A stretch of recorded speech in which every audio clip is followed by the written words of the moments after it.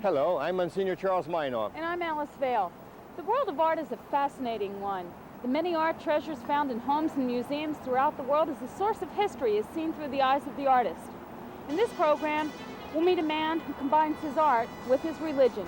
We'll also get a chance to meet a former gang leader whose one ambition in life now is to provide for his children the kind of life he himself never had. Our short segments will give us an opportunity to hear an ancient biblical musical instrument, and we'll offer our final Trenton Centennial vignette. Bob McGovern's artwork is obviously pleasing to the eye, but the real beauty of his artwork emanates from the soul, and this inner feeling comes through in whatever form of art he creates.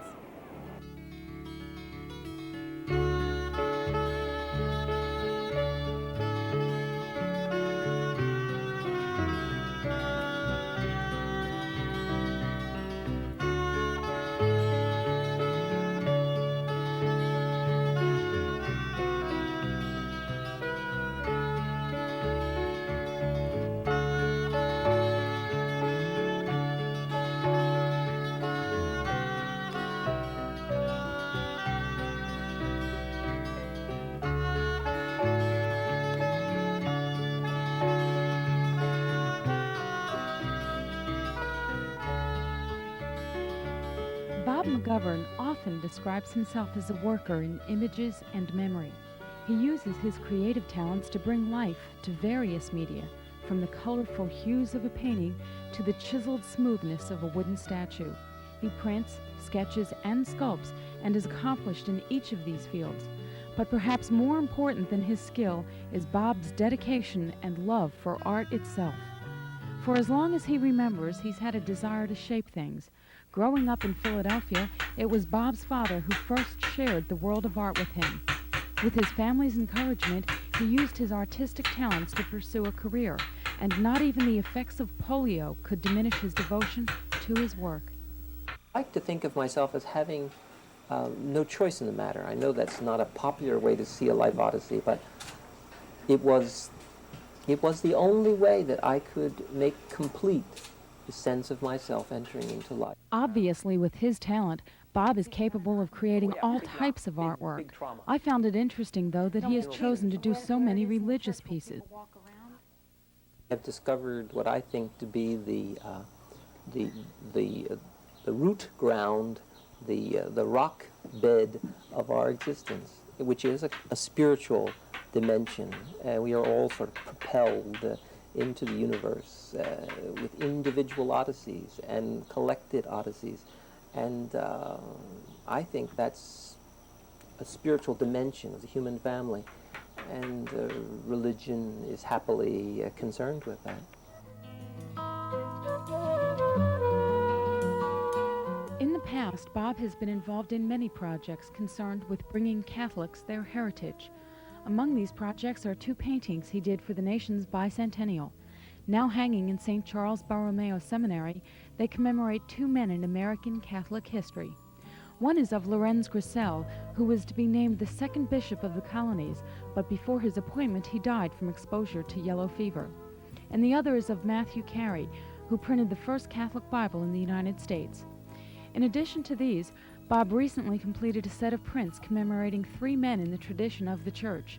They are of St. Martin de Porres, the wonder worker of Peru, St. Benedict de Moor, known for his gift of counsel, and Peter Claver, a noble white man who went into the holds of slave ships to minister to victims. Seen by everyone, yeah. And, really be fun in coming in and have communion with my grandson. I like that very much. It's going to be one of the most exciting churches, I think, in the Delaware Valley. Today, much of Bob's time and talent is dedicated to St. Joachim's Church in the Frankfort section of Philadelphia. Destroyed by fire, the church is presently being rebuilt. The pastor, Father Anthony Silvestri, asked Bob to furnish the artwork. With the help of his wife Aileen and a good friend Mike, he is carving a 6-foot corpus, a statue of St. Joachim, and the Stations of the Cross.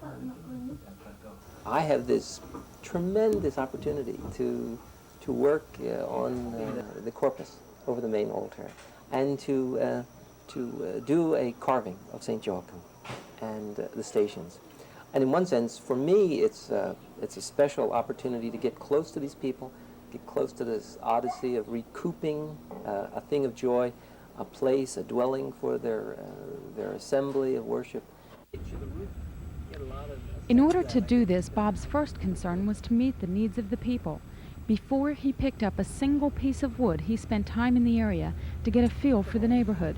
He rode through the streets, sketching the buildings and observing the area, trying to drink in the tempo. He worshipped with the parishioners and spoke to the architect and builder. He met with the pastor and a church committee and discussed the needs and wants of the parishioners. They visited the site of the new church and shared the ideas on what would best suit the parish. And then he went to work. After we talked to the people, I would make little clay sketches, about yay big, and from these I made drawings in light, so that these models would be seen in strong relief, so that the people of the parish would get a fair idea of what we're talking about in the sense of volume. And then from these, after discussions, pros and cons, inputs, I made to-scale models, 1/4 size, and would show these to the committee, and then from the models and the drawings, carving process would ensue. Many bags of wood chips later, there starts to emerge an image. Another part of Bob's life is teaching other people to make images emerge. For more than 24 years, he has been a teacher at the Philadelphia College of Art. It is a position he finds not only gratifying, but challenging and exciting as well. I guess very few privileges and honors are greater than that of being a teacher. And I hold it in the highest respect. I have found it very rewarding in that sense, to meet people of all ages and to, in some ways, to help them be their own teacher, because that is the trick of an art education, is that you must teach yourself to be the particular master that your destiny wants you to be, you know? And so I help my students teach themselves. Whether he's teaching, painting, carving, or sketching, art is an intrinsic part of Bob McGovern's life, and his devotion to this work can be seen with each piece he creates. I hope it's good art, and I hope it's well done, but it is unconditionally the only thing I can do.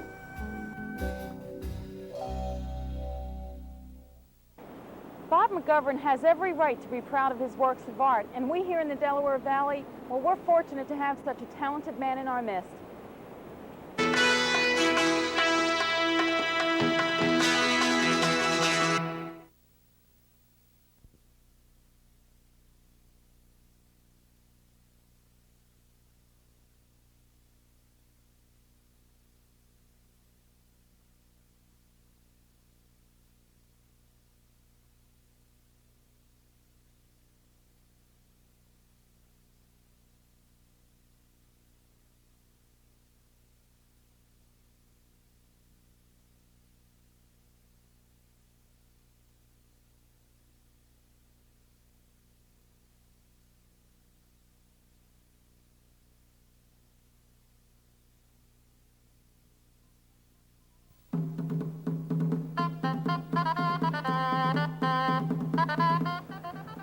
Father John Carroll, brother of Charles Carroll, one of the signers of the Declaration of Independence, was chosen by his fellow priests to head the Catholic Church in America.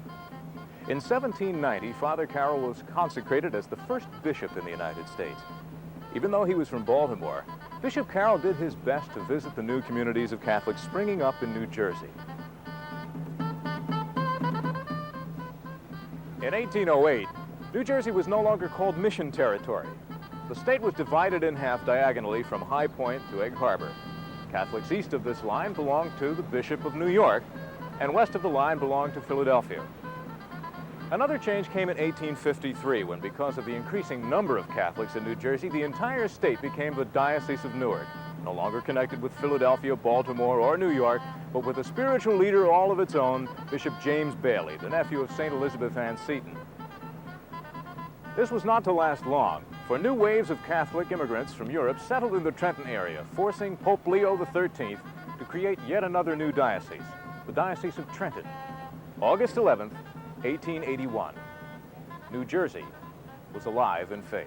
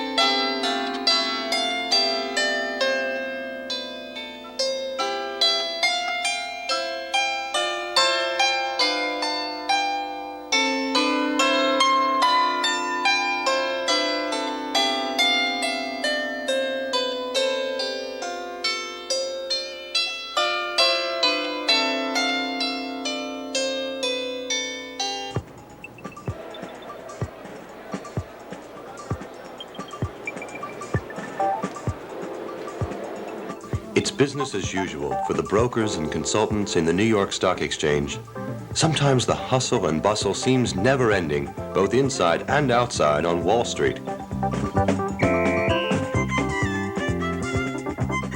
But there's a new face in this crowded section of Manhattan.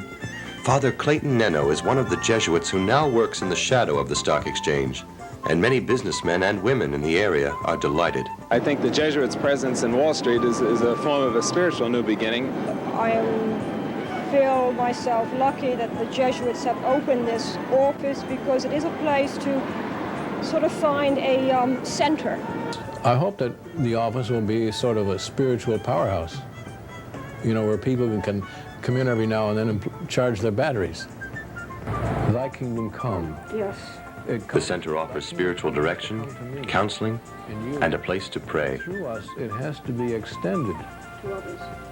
I'd like to begin the meeting as we usually do with possibly some reading from today's Mass. The Jesuit office is easily accessible. Business people often meet here before work starts in the morning or on their noon lunch break. In addition to serving as a quiet place in the middle of the Wall Street frenzy, the center also concerns itself with current social issues and the Christian principles of justice. Maybe in turn, they can influence other people and spread that message. And we think that's a work of faith, spreading justice. I think there is a mission here. There used to be an old saying, Benedict loved the hills, Francis loved the valleys, but Ignatius loved the big cities. Maybe that's why we're here.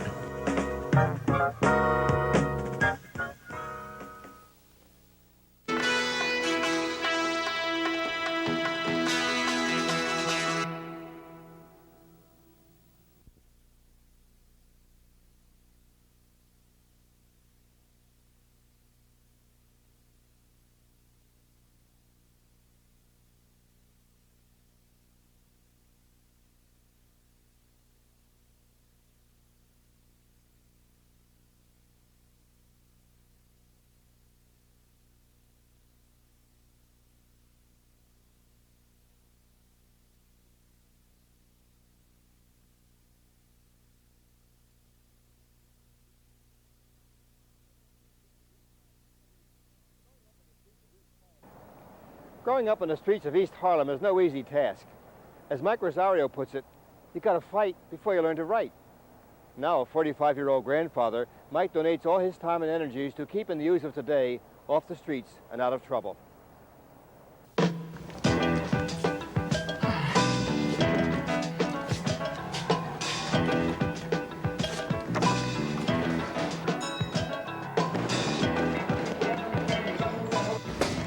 Hey, Frank, good morning. As I grew up and learned how to fight before I could read and write. I don't say I had a bad life. My mother and I, my mother, she gave me whatever she could. I never had a father. Mike Rosario is a 45-year-old grandfather and stockroom worker at Roosevelt Hospital in New York City. He is an ex-boxer with a special love for youngsters and a fight to keep them off the wild streets that are full of sex, drugs, and violence. Life might be a constant battle, but for the people who live in places like East Harlem, it's a war.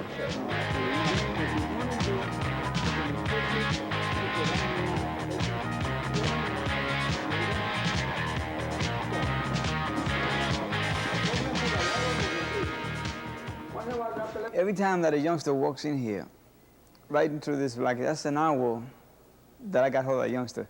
That's an hour that youngster ain't gonna go out there, mug nobody, pickpocket nobody, not double talk nobody, or slap somebody, cut somebody, or take a marijuana, or drink a bottle of beer, or hang out in the street. You understand? Or rape anybody out in the street. That's when I know I got him.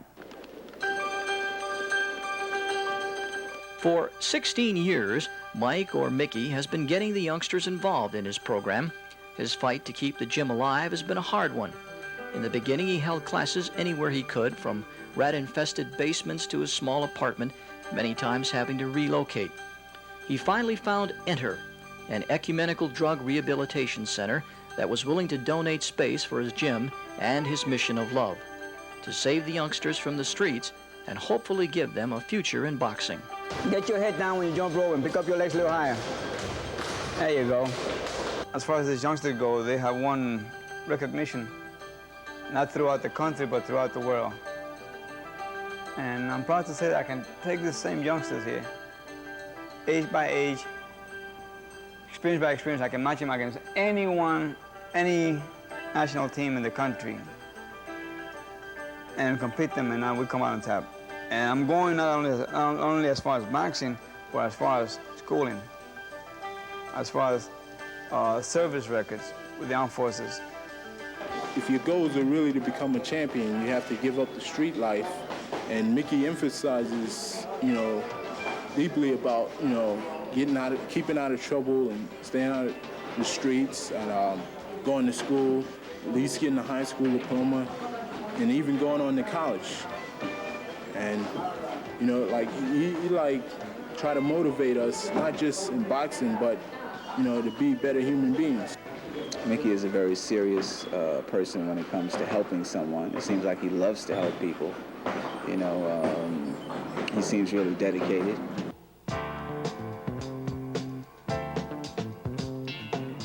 Mike's dedication extends beyond just teaching at the gym. His salary from the Roosevelt Hospital is used to pay his family bills, and whatever is left over is given to the youngsters. I'm not looking for rewards from the good Lord or rewards from anybody financially. I've been doing without it. I know the good Lord is looking over me. That's one thing. I'm not worrying about that. I know he's looking at me. I know he's helping me out. Because if he weren't helping me out, I would have had 2 healthy sons, 2 healthy grandsons, and a good wife. And I got a whole bunch of kids that can swear by me. And I can walk the street anywhere now up in this Harlem here, and I feel safe. It is his trust in the Lord and his love for the youngsters that gives Mike strength to continue, even though he knows that there will be some rough times ahead for him and his fighters. Enter now is on his way out, really. Not on the way out, with the federal cutback now. They are trying to find a location big enough for themselves and big enough to house us. They don't know what's going to happen from now till the winter. And from this year now, I don't know, I'll start trying to get a location for ourselves. If I wasn't into boxing, I guess I would be into trouble or something else. If this gym wasn't here, then more than likely we wouldn't have any place to go. We would probably be hanging out on a corner in the street. And the environment is what causes a lot of bizarre behavior. You have a lot of idle time and there's nothing to do, and so more than likely if the gym wasn't here, we would probably be out on the corners or something.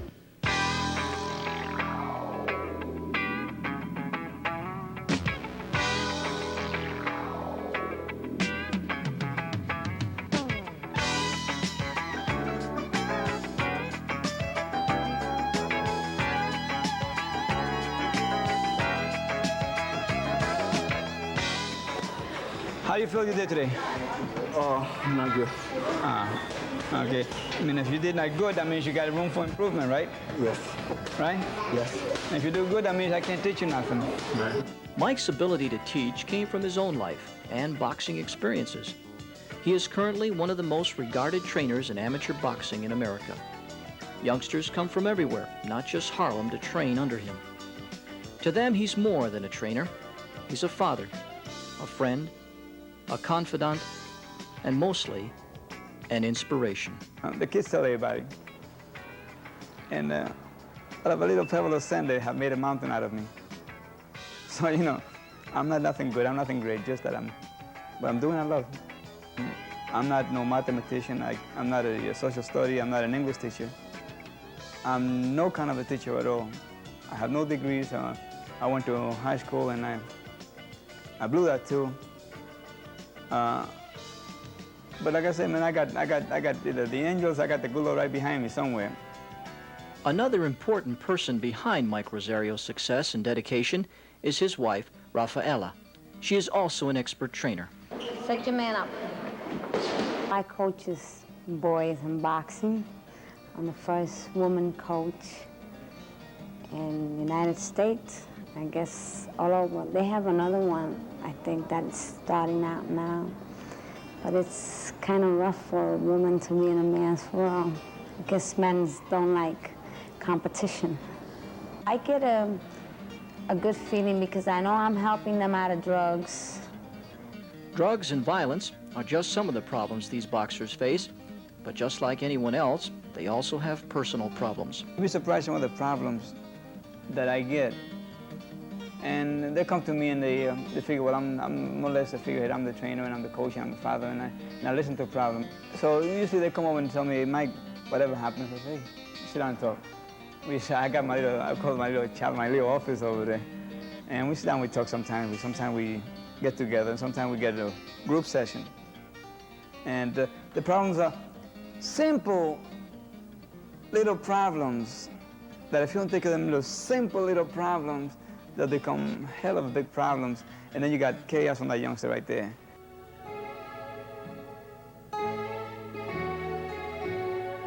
Although Mike Rosario lives for his youngsters, the reality is that his life's dream might soon end, and his fighters might be back on the mean streets of Harlem unless Enter is revived or another program offers a helping hand. Man, I wish I could tell you how, really from my heart, what this meant for me.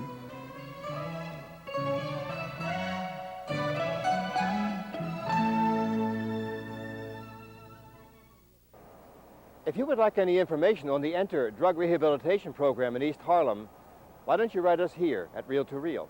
Next week, we'll explore the ups and downs of alcohol rehabilitation at a facility founded by a Philadelphia priest, and go to Nashville to see Laotian refugees preserving their culture through dance. Our short segments include Father David Fleming on the importance of belonging and music from an Irish harp. Many of you have been so good as to write us, and we do enjoy it. If you have any comments or suggestions, why don't you write us? Reel to Reel, 222 North 17th Street, Philadelphia, 19103.